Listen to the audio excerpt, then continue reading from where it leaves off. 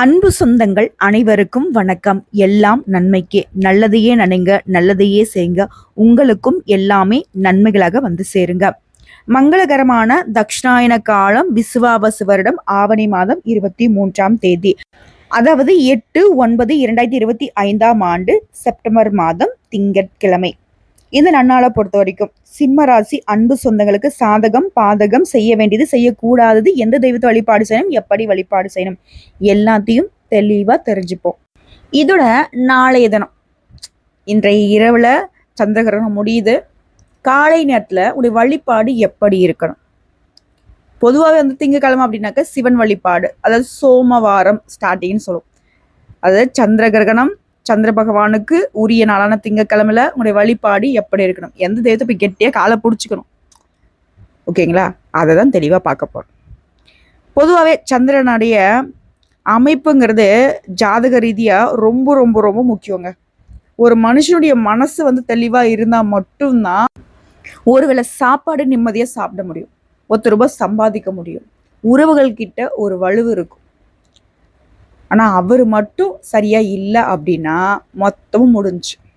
ஒருத்தருக்கு வந்து சொல்லுவாங்க, என்னவோ தெரியலமா, ஒரு மாதிரி மனசு நிலையாவே இல்லை, எது பண்றது எங்க போறது எதுவுமே தெரிய மாட்டேங்குது, ஒரு மாதிரி குழப்பமா இருக்குன்னு சொன்னாங்கன்னா அவங்களுக்கு சந்திர பகவானுடைய ஆதிக்கம் ஒருவேளை தவறா இருக்கலாம், இல்லை சந்திர பகவானுடைய வலிமைங்கிறது குறைவா இருக்கலாம். ஸோ அந்த இடத்துல அவரை வலிமைப்படுத்துறதுக்கு என்ன பண்ணணுமோ அதை நம்ம பரிகாரமா சொல்லி அனுப்பணும். இப்போ இது மட்டும் காரணமா நிக்குமா அப்படின்னா அது மட்டும் இல்லை. ஒருவேளை சந்திர வந்து யாரு கூட கூட்டணியே நிக்கிறாரு, இல்ல இவர் வந்து பார்த்தனாக்கா இவருடைய சொந்த வீட்டுல இருக்காரா, இந்த 12 கட்டங்கள்ல அவர் யாரு கூட இருக்காரு, எந்த இடத்துல இருக்காரு, இதுக்கெல்லாம் இருக்கு. 12 கட்டம்ங்கிறது ஒவ்வொரு இடத்துக்கும் ஒவ்வொரு உறவுகளை குறிக்கும், ஒவ்வொரு வேலையை குறிக்கும். இப்போ உதாரணத்துக்கு சொல்லணுனாக்கா தொழில் உத்தியோகம் எல்லாமே வந்து பார்த்தா 10ஆம் இடத்தை குறிக்கும். குழந்தைகள் அப்படின்னாக்கா 5ஆம் இடம், 7ஆம் இடங்கிறது மனைவி, புரியுதுங்களா? 2ஆம் இடங்கிறது தனம். ஸோ பண வரவு தடைப்படுதுனாக்கா நாங்கள் 2ஆம் இடம் தான் பார்க்கலாம், லக்னத்துல 2ஆவது இடம். அது போலதாங்க. ஸோ இவருடைய அமைப்புங்கிறது நமக்கு சாதகமாக இருந்துச்சுன்னா, நீங்க அதான் சொல்லுவாங்க இல்லையா, வச்ச குறி தப்பாது, நினைச்சதான் செஞ்சு காட்டிடுவான் அப்படின்னு சொல்லுவாங்க, சொன்ன சொல்லு தவற மாட்டான்னு சொல்லுவாங்க இல்லையா, அதற்கெல்லாமே இந்த சந்திர பகவான் வலுவா இருக்கக்கூடிய அமைப்பு தான்.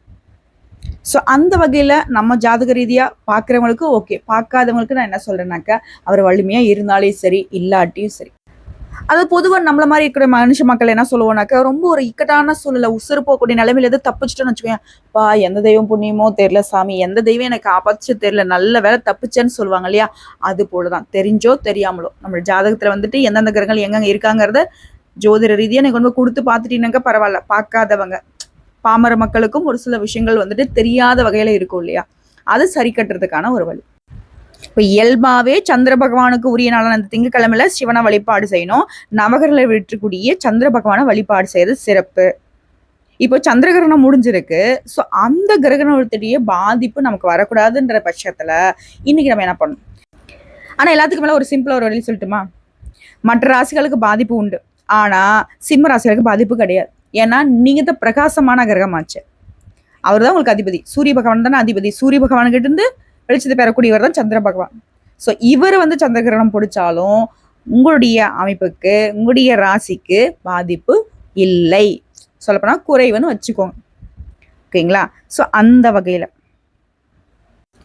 நாளைய தினம் உங்களுடைய வழிபாடு எப்படி இருக்கணும்னு தெரியுமா? சூரிய பகவானை வழிபாடு செய்யும். காலையில எழுந்துச்சு குளிச்சு முடிச்சு சூரிய பகவான் நமஸ்காரம் பண்ணுங்க.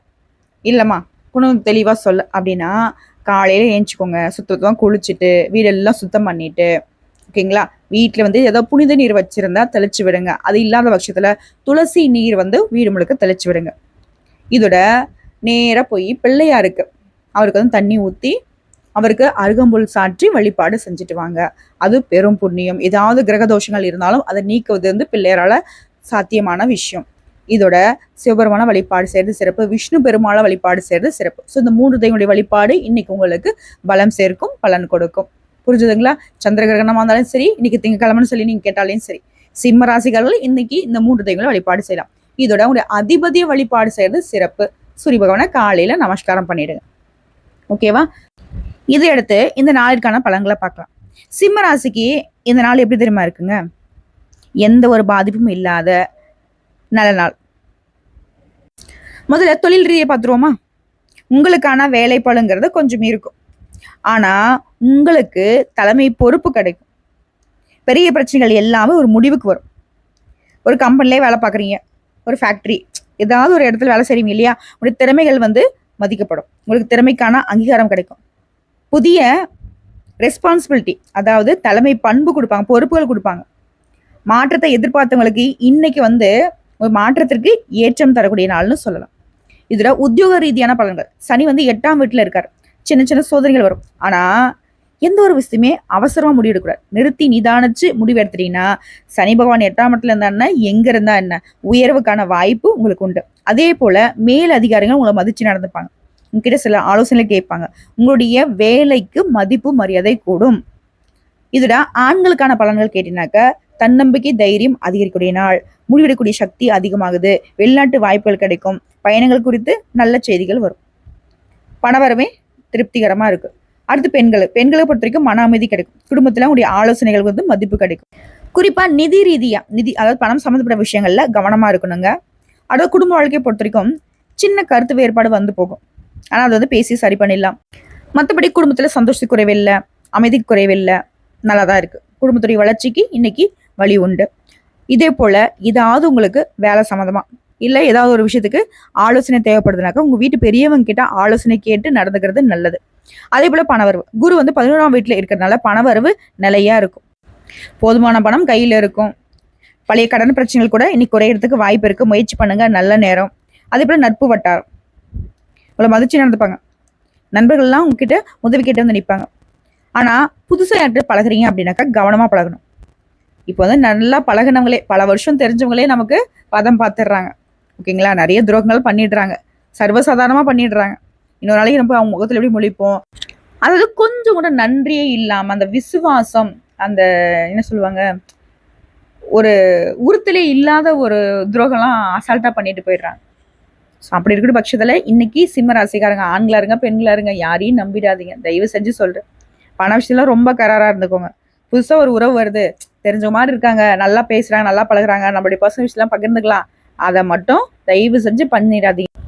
எல்லாமே மாயை. இன்னைக்கு சொல்ல போனாக்க சிம்மராசிக்கு நிறைய சூழ்ச்சி வழிகளை பின்னி வச்சிருக்காங்க. பார்த்து பக்குவமா நடந்துக்கோங்க.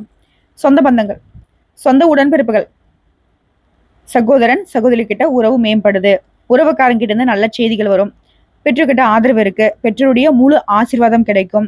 அவங்களுடைய உடல் ஆரோக்கியத்துல கொஞ்சம் கவனம் தேவை. அதே போல வீடு நிலம் சம்பந்தப்பட்ட விஷயங்கள்ல முன்னேற்றம் அடைவீங்க. பழைய பத்திரங்கள் தொடர்பான தடைகள் எல்லாமே அகலுதுங்க. நினைச்சது நடக்குமா அப்படின்னு கேட்டீங்கன்னாக்க இன்னைக்கு நினைச்சது நடக்கும். சூரியன் குருவுடைய ஆதரவு இருக்கிறதுனால நீ திட்டமிட்ட விஷயங்கள் வெற்றி பெறும். ஆனா சனி ராகு கொஞ்சம் சோதனை கொடுப்பாங்க. பொறுமையா நடந்துக்கோங்க, பலன்கள் உறுதி. அதே போல மனசுல ஏதாவது தொழில் தொடங்கணும் புதுசா, அந்த மாதிரி ஏதாவது யோசனைகள் வச்சிருந்தீங்கன்னாக்கா இன்னைக்கு முயற்சி பண்ணுங்க, கண்டிப்பா அது வெற்றி கொடுக்கும். இதுல அரசாங்க வேலை, நிர்வாக பணி, சொந்த வியாபாரம், எந்த துறைகள்ல நீங்க இருந்தாலும் சரி, என்ன வேலை செய்தாலும் சரி, எல்லாமே பாசிட்டிவ் தான். எல்லாமே நல்ல வகையில முன்னேற்றத்தை கொடுக்கும். அதே போல இந்த சமூக ஊடகம் சொல்லுவோம் இல்லையா, media, designing, art, leadership roles, இந்த மாதிரியான விஷயங்கள்ல நல்ல வாய்ப்புகள் வரும். சொல்லப்போனா நாளைய தினம் உங்களுக்கு சூப்பரான கௌரவம் கிடைக்கூடனாலும் சொல்லலாம். மேலதிகாரிகள்லாம் உங்களை நம்பி நிறைய பொறுப்புகளை ஒப்படைப்பாங்க. சம்பள உயர்வு, புதிய பொறுப்பு, வெளிநாடு தொடர்பான வாய்ப்புகள் கைக்கூடி வரும். குடுத்தொழில் செய்றீங்க அப்படின்னாக்கா அமைதி ஏற்படும். குடுத்தொழிலுமே லாபம் பெருகும். வீட்டு சூழலுமே நல்ல அமைதி கொடுக்குது, மகிழ்ச்சி கொடுக்குது. உங்களுடைய கருத்து ஆலோசனை குடும்பத்தில் இருக்கவங்க மதிச்சு நடந்துப்பாங்க. வீடை பொறுத்த வரைக்கும் புதுசா வீடு வாங்கக்கூடிய திட்டங்களா இருக்கட்டும், புதுசா வீட்டுக்கு தேவையான பொருட்களை வாங்கக்கூடிய திட்டமா இருக்கட்டும், ஆடை ஆபரணம் சம்மந்தப்பட்ட விஷயங்களா இருக்கட்டும், பொன் பொருள் சேரும். இதோட இன்னைக்கு பொன் பொருள் வாங்கக்கூடிய நல்ல நேரம். கிரகணம் முடிஞ்ச பின்னாடி நிதி வளம், நிலையான செல்வம் தரும். குரு 11ஆம் வீட்டுல இருக்கிறனால அரிசி, நிலம், நகை நட்டு வாங்குறது, முதலீடு பண்றதெல்லாம் உங்களுக்கு பாதுகாப்பு கொடுக்கும். புதுசா ஆடை ஆபரணங்களே வாங்குற மாதிரியே தான் எல்லா விதங்கள்லயுமே, அது பெண்களுக்குலாம் ஆபரணங்களை பரிசா வர வாய்ப்பு அதிகம். வெளிநாட்டு பிராண்டு, அதாவது இம்போர்ட்டட் ட்ரெஸ், வெளிநாட்டு துணிப்பா, புது டிசைன்பா, அந்த மாதிரி ஆடைகள் வாங்கி சந்தோஷப்படுவீங்க. இதுல குடும்ப சூழங்கிறது பெரியவங்களுடைய ஆதரவு, ஆசீர்வாதம் உறுதி. சின்ன கருத்து வேறுபாடு இருந்தாலும் அது உடனே சரியாய் போடும். குடும்பத்துல சந்தோஷமான நேரம் உண்டு. குருடைய பார்வை சாதகமா இருக்கனால பணவரவு நிலையானதா கிடைக்கும். சனி 8ஆம் வீட்டுல இருந்தாலும் ஏதாவது முதலீடு பண்றீங்க அப்படின்னாக்கா அது சம்மந்தப்பட்ட நிறைய ஆலோசனைகள் தேவை. அதை கொஞ்சம் பார்த்துக்கோங்க. மொத்தத்துல நாளைய தினம் தன்னம்பிக்கை, நம்பிக்கை, முன்னேற்றம் நிறைந்த நாள்னு சொல்லலாம். திட்டமிட்ட விஷயங்கள் எல்லாமே நிறைவேறும், நல்ல செய்திகள் வரும், ஆன்மீக பலம் அதிகமாகுது. சூரிய பகவான் மற்றும் சிவபெருமானுடைய வழிபாடு முக்கியமா நாளைக்கு சிம்ம ராசி செய்யணும். சிறப்பா சொல்றேன். பொன்னான வாய்ப்பு, உயர்வு, கண்ணியமான நிலை எல்லாமே கையில வரும். நாளைய கிரகணத்துக்கு பின்னாடி ஆன்மீக சக்தியோட நல்ல பளபளப்பா இருக்க போறீங்க. மேலும் இந்த நாள்ல அதிர்ஷ்டம் தரக்கூடிய எண்கள் 1, 3, 9 இதெல்லாம் உங்களுக்கு வந்து பார்த்தீங்கன்னாக்கா அதிர்ஷ்டத்தை கொடுக்கும். அதே போல ஏதாவது வந்து பார்த்தீங்கன்னா டிக்கெட் வாங்குறீங்க, பில் வாங்குறீங்க, அந்த மாதிரினாக்கா 19, 37, 93 இந்த மாதிரி எண்களை வந்து பயன்படுத்துங்க. இதுதான் அதிர்ஷ்டத்தை கொடுக்கும். அதே போல அதிர்ஷ்டம் தரக்கூடிய நிறங்கள் தங்க நிறம் உங்க ராசிக்கு ரொம்ப ஸ்பெஷல். முதல் சாய்ஸ் உங்களுக்கு வந்து தங்க நிறத்தை பயன்படுத்துங்க. ரெண்டாவது ஆரஞ்சு கலரு, சிவப்பு கலரு உங்களை வந்து தன்னம்பிக்கை தைரியத்தோட மேம்படுத்தி காட்டும். அதே போல் மஞ்சள் மற்றும் கிரீம் கலர் ஒரு மாதிரி மனசு வந்து அமைதி கொடுக்கும், கிளியரான தெளிவான சிந்தனை கொடுக்கும். இதில் அதிர்ஷ்டம் தரக்கூடிய திசைகள் கிழக்கு சூரியனுடைய திசையிலேயே வளர்ச்சி கொடுக்கும். வடகிழக்குங்கிறது ஆன்மீக சக்தி, நல்ல யோசனைகளை கொடுக்கும். தென்மேற்கு சொத்து நிலம் சம்பந்தப்பட்ட பிரச்சனைகள்ல அதிர்ஷ்டத்தை கொடுக்கும். இதோட நட்சத்திர பலன்களை பார்க்கலாங்க. மகம், பூரம், உத்திரம் 1ஆம் பாதம். இது 3 பேரையும் சேர்த்து நம்ம என்ன சொல்லுவோம், பொதுவாக சிம்ம ராசின்னு சொல்லிடுவோம்.